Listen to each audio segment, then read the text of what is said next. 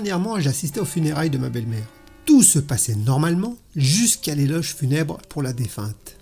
C'était une mère de famille exemplaire, une bonne chrétienne, une épouse fidèle, une femme douce, attentionnée, serviable, toujours prête à tendre la main à son prochain. Et moi, en entendant ça, je me penche vers ma femme et je lui dis à voix basse: « Je crois qu'on s'est trompé d'enterrement. Va donc voir dans le cercueil si c'est bien ta mère. » Putain, puis c'est là que ça a merdé et que la dispute a commencé. Une femme regarde avec intérêt son mari qui s'efforce de planter un clou pour y attacher un tableau. Sa femme lui dit: « Ton marteau me fait songer à la foudre. » Le mari lui répond: « Tu me dis ça parce qu'il en a la rapidité et la force à chaque fois qu'il frappe. » Non, je dis ça parce qu'il ne frappe jamais 2 fois au même endroit. L'histoire se déroule dans la jungle. Et dans cette jungle, il y a de grands arbres. Et au sommet d'un de ces grands arbres, il y a une cabane. Et à l'intérieur de la cabane, il y a Jen en train d'expliquer à Tarzan la sexualité. Bon alors Tarzan, je ne sais pas trop comment t'expliquer, mais bon. Ce que tu as entre les jambes, c'est ton linge sale. Et ce que j'ai entre mes jambes, c'est comme une machine à laver. Donc, tu dois mettre ton linge sale dans ma machine à laver. Et bien l'essorer avant de le retirer. La nuit suivante, Tarzan a lavé son linge sans s'arrêter. Ouais. Quand Jeanne a repris son souffle: « Tarzan, je ne peux pas faire autant de lessive à la suite. Ce n'est pas bon ni pour le linge, ni pour la machine. Attends quelques jours avant de recommencer, s'il te plaît. » Tarzan partit très très déçu par ces paroles. 1 mois s'écoula sans que Tarzan n'utilise sa machine à laver. « Qu'est-ce qu'il t'arrive, Tarzan? Pourquoi tu ne mets plus ton linge sale dans ma machine à laver ?» Tarzan lavait à la main.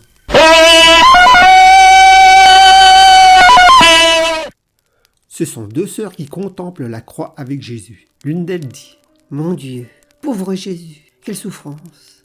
Si jeune, si pur, je donnerais ma virginité pour stopper sa souffrance et lui enlever les clous de ses mains. » L'autre sœur répond: « Moi pareil, je souffre à sa place. Je prends sa douleur et offre ma virginité pour qu'on lui enlève les clous des pieds. » Jésus les regarde et leur dit: « Regarde-moi ces 2 coureuses de rempart là.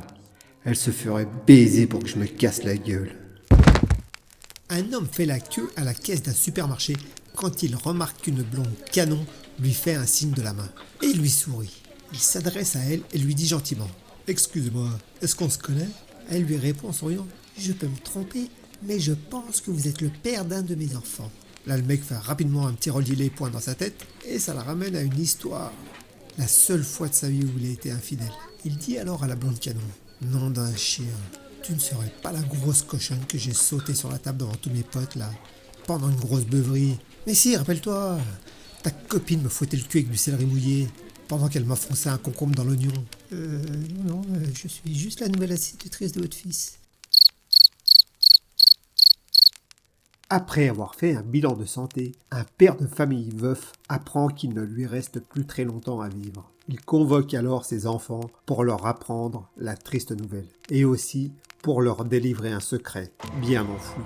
Il leur dit: « Après ma mort, détruisez la maison, et en cherchant bien sous les fondations, vous allez découvrir une boîte métallique. Et à l'intérieur de cette boîte métallique, vous trouverez tout ce dont vous aurez besoin pour mener une vie à l'aise. » 6 mois plus tard, le père décède. Les enfants l'ont enterré le même jour, direct. Et dès le lendemain, ils ont entrepris la destruction de la maison. Tractopelle, bulldozer, la totale. Après avoir fait place nette et à l'aide de détecteurs de métaux, ils cherchent et tombent finalement sur la fameuse boîte métallique. Leur visage s'illumine. Ils ouvrent la boîte et à l'intérieur, il y a un message où il est écrit: « Si vous êtes de vrais hommes, construisez vous-même votre propre maison. » Un papa passe derrière les fourneaux pour faire la cuisine. Il a décidé de cuisiner du lapin. Mais comme son fils et sa fille adorent ce petit animal, le papa ne dit pas ce que c'est. Les enfants mangent quand le petit garçon demande à son père: « Mais qu'est-ce que c'est ?» Le papa répond: « Tu dois deviner. Je peux juste te dire que de temps en temps, ta maman m'appelle comme ça. » Là, la petite fille recrache tout, tape dans le dos de son frère et dit: « Ne mange pas ça, recrache, c'est du trou du cul. » La maîtresse demande à Toto: « Qu'est-ce que donnent les poules ?» Des œufs d'âme. « Qu'est-ce que donnent les moutons ?» De la laine. « Et les vaches ?» Des devoirs. C'est un Anglais qui passe ses vacances dans un petit village en France. Un matin, il se rend compte qu'il n'a plus de lame de rasoir. C'est donc tout naturellement qu'il se rend chez l'épicier du coin. Good morning. Do you lame de rasoir? Yes, monsieur. Et il lui donne une boîte de lames de rasoir Gillette. Oh no, ce n'est pas des Wilkinson. Vous n'avez pas de Wilkinson? Non, désolé, mais les Gillettes, c'est des très bonnes lames, hein, vous savez. Oh yes, sans doute, mais comment dire, les Gillettes sont beaucoup inférieures aux Wilkinson. This is British steel, you know. Grande qualité, Wilkinson. Oh là, il va pas me confier longtemps de British, là. Écoute-moi bien, bouilli, là. Je peux t'assurer que les Gillettes n'ont rien à envier à tes saloperies de Wilkinson. La preuve, écoute bien ce que je vais te dire. Ouvre bien tes grandes oreilles, Charles. L'an dernier, ma femme en a accidentellement avalé une. Ça lui a fait une amygdalectomie, suivie d'une ovariectomie, pour finir par une hystéréoctomie. Ça a coupé 2 doigts au postier, circoncis le maire, émasculé l'instituteur, et j'ai encore pu me raser 10 fois après. Un couple d'amoureux illégitimes dîne aux chandelles dans l'appartement de la dame. L'homme demande: ton mari ne risque pas de rentrer, tu es sûr? Ça m'embête, tu sais, surtout que c'est mon meilleur ami quand même. Oh oui, ne t'inquiète pas. On a encore une bonne heure devant nous, je pense. À ce moment-là, le téléphone sonne, la femme décroche et on l'entend dire: Ah oui, mon chéri. Non. Ah oui. Je comprends. Il traverse une passe difficile en ce moment. D'accord. Bien sûr. À tout à l'heure. Prends tout ton temps, surtout. Elle revient à table et son amant demande: c'était lui? Oui, ne t'inquiète pas. On a encore une bonne heure devant nous, je pense. Il fait une partie de billard avec toi. Une dame est chez son médecin pour une consultation.